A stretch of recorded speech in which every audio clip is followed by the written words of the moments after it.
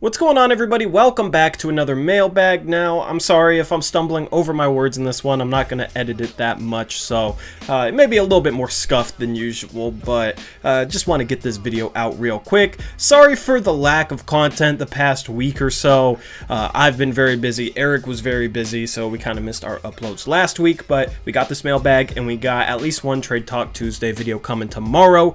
Earlier today, we also dropped our Patrick Williams draft profile. If you haven't watched that, go check it out. Now, there were a lot of draft questions in this mailbag. We're covering the draft a lot in the next couple of weeks. The draft is only a couple weeks away, so we're doing draft profiles over on another channel called NBA Uprise, and then on our streaming channel Blazers Uprise Live, we're talking a ton about the draft. You can ask us your questions live. We've done a mock draft over there, so if you haven't subscribed to our streaming channel, go subscribe to that. I know there's people that are watching this video right now that are not subscribed. It would mean a lot to me if you went and subscribed, because I know there's a lot of interest in this draft, and we're ramping up our coverage over there because we're almost there. It's almost time. It's almost time for the draft. Free agency might only be a couple days after that, so we're ramping up into the offseason as we go. So anyway, intro's done. Let's jump into your questions from a couple of weeks ago. Anthony says, I saw a mock on BR where the Blazers traded Anthony and both our first and second round picks for 7th and drafted Okoro, but then Onyeka was taken 8th. Personally, I'd rather have him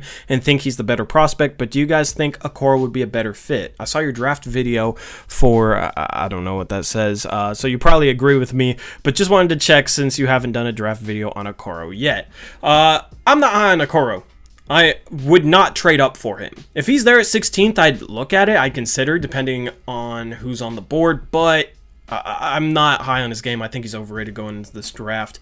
I would definitely not trade up for him. The Brennanator asks, how about signing Millsap? He is old, yes, but if we're going for win now mode, he can definitely help. And I would like Paul Millsap. He shot over 40% from 3 last year. That might be an aberration, but he's a good defender at the power forward position. He's smart. The only thing I'd be worried about with him is he really declining? Like, how good is he going to be next year? He's in his mid to late 30s. He's up there in age. I think he's 36, so he might decline next year and might not be that effective. But given what I saw last year, he would definitely help this team and is the type of player that this team needs, so I'd be down to go after him with our mid-level exception. Carlos Loyola says, thoughts on Christian Wood as our starting power forward? He made less than $3 million last season. Would you offer him part of the MLE or the whole thing? Also, our biannual exception of 3.6 could get us Torrey Craig, Derek Jones Jr., or Wes Iwundu. Who do you like out of those three as a wing?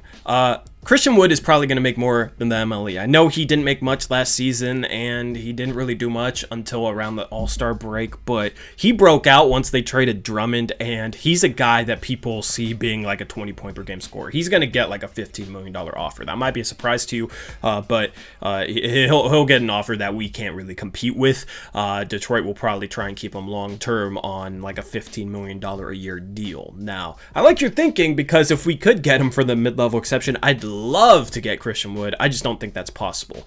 And out of those three wings, I'm not really a fan of any of them.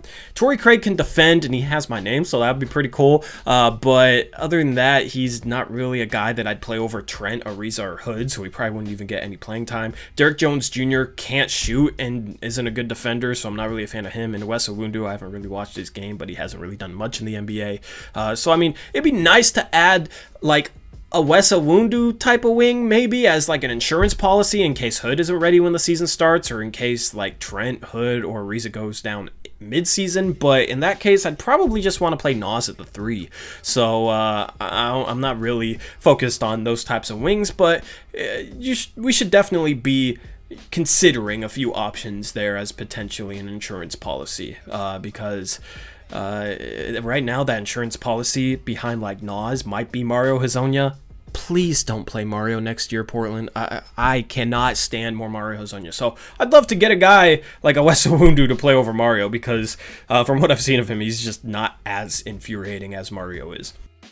This mailbag question, would you trade 2 future ones to move up in this draft to grab a game changer? And if so, what would it be, Eric? Now, this question was supposed to be for Eric, but we missed the mailbag last week, so I'll answer it. I would trade 2 future ones to move up if we could get Obi Toppin. Maybe if we could get like a Killian Hayes or Tyrese Halliburton. The problem is I don't think our first this year and our first next year will get us up high enough to draft one of those guys, and next year's draft is really good, and I'd like to keep all our future firsts in case we maybe make an all-in move at the trade deadline this next season. So in terms of trading 2 future firsts up to move up in this draft, it's probably not something that I'd really consider. ISOSI Kurt says, mailbag question, should we go after Thonmaker? No, I don't like Thonmaker's game. I want guys that we can rely on as our backup center. You know, I'd rather have like a Derek Favors, Aaron Baines, somebody that we can truly count on. I'd rather have Hassan Whiteside back than to go after Thonmaker for our backup center spot. If we're going to go on a young big that could potentially break out, maybe Harry Giles. Harry Giles is better than Thonmaker at this point, and I think he has more upside. So I'm not really a fan of the Thonmaker idea. Another question from Kurt. He says, should we draft Jaden McDaniels? I'd be down for Jaden McDaniels. He kind of fits Olshay's MO of boomer bust type of prospects, and he's a forward, a small forward / power forward type of player, 6'10". He doesn't really have the strength to play power forward right now, but that's something that he'll probably improve. He'd be intriguing because he's very skilled and just a guy that could potentially develop into a star at some point. So I'd be down to take Jaden McDaniels.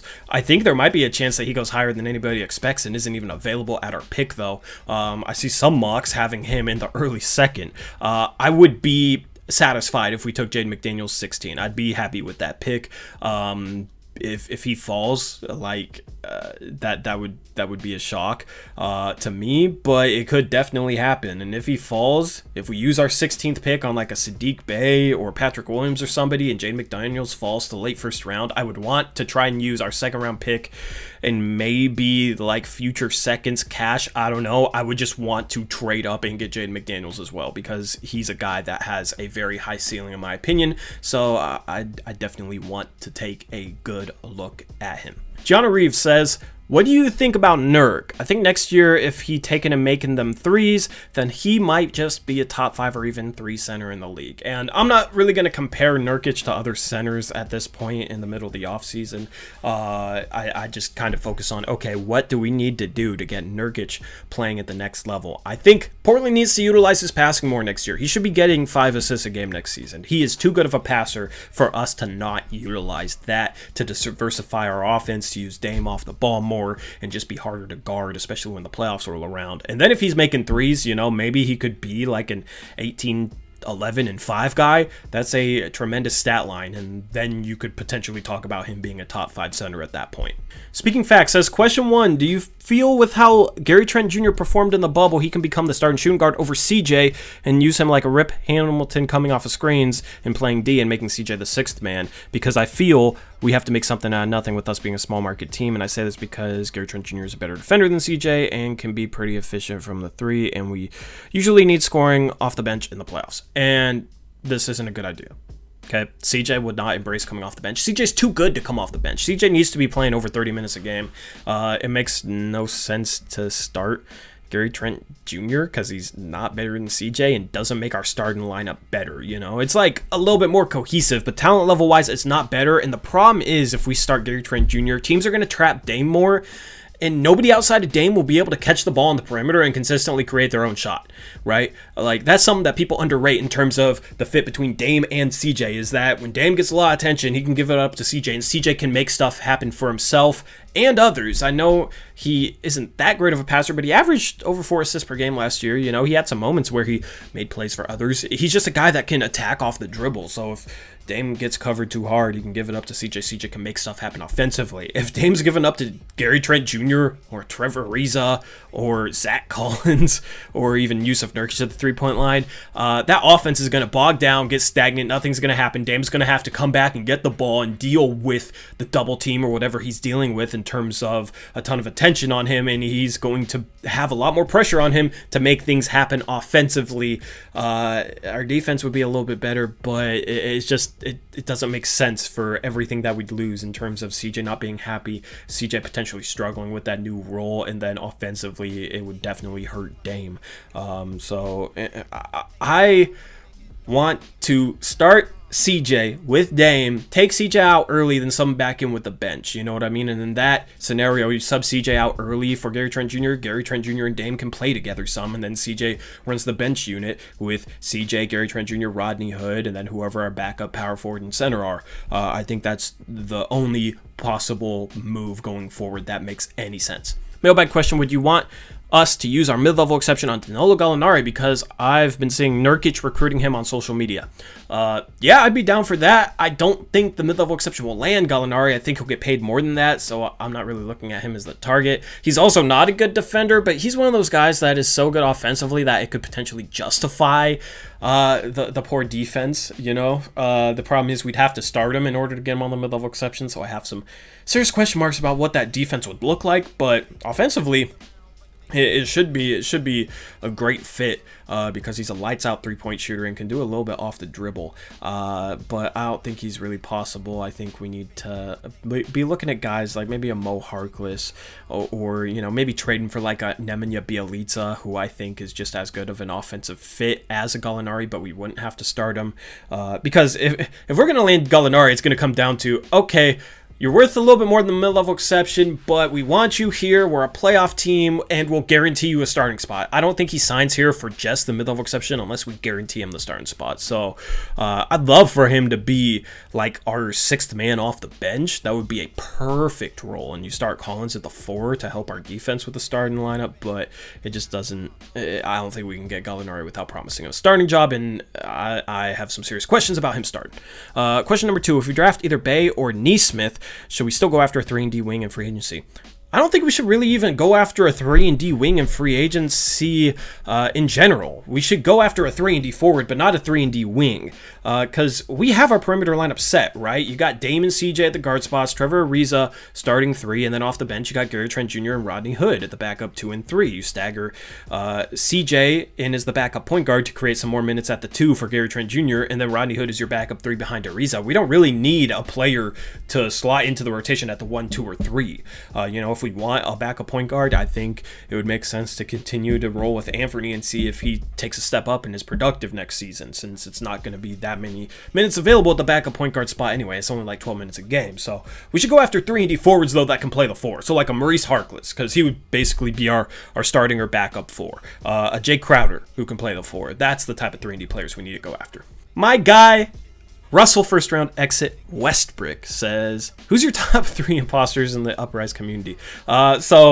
We've been playing a lot of Among Us, me and the community, Westbrook, and a lot of other people from the community, which has been a ton of fun. I'll post the Discord link down in the description below if you want to join our Among Us Discord server. Yes, we got a Discord server for it, and we play like 4 times a week. So if you want to join that, we use mics. You know, it's no keyboard. We talk in Discord. Everybody talks, so it's cool to actually get to meet a few members of the community and play that with them. If you're interested in doing that and playing with me, Eric, and some of the guys, then just hop into that Discord. I will post a link below, and if I forget, somebody let me know, because I definitely need to do that. He also says, what do you think about bringing in Rondo, not necessarily to have a huge role, but to be a smart basketball mind in the locker room to help balance out Stotts' BS? I would like Rondo as a backup point guard due to him being a good leader, a smart player. Like, we need a player like that to almost coach the team a little bit, because as you guys know, I'm not happy with the coaching, and Stotts is a player's coach, so Rondo could potentially have the freedom to kind of like say what's on his mind and kind of help the team out. And we could also maybe use a backup point guard to play like 12 minutes a game. So Rondo's intangibles would be interesting and could possibly help this team. How much would I pay him? I don't know, but I definitely consider bringing in Rondo. And that wraps up your questions from the past couple of weeks. Thank you guys for watching. Leave a question down below, and Eric should be able to answer them in next week's mailbag. Make sure to join that Among Us Discord server if you want to play with us. Go and subscribe to Blazers Uprise Live, as well as NBA Uprise, a couple of other channels that we're putting content out on. It would mean a lot to me if you guys went and did that. The link should be down there as well. Until next time, hope you guys have a good rest of your week. As always, peace out. Go Blazers.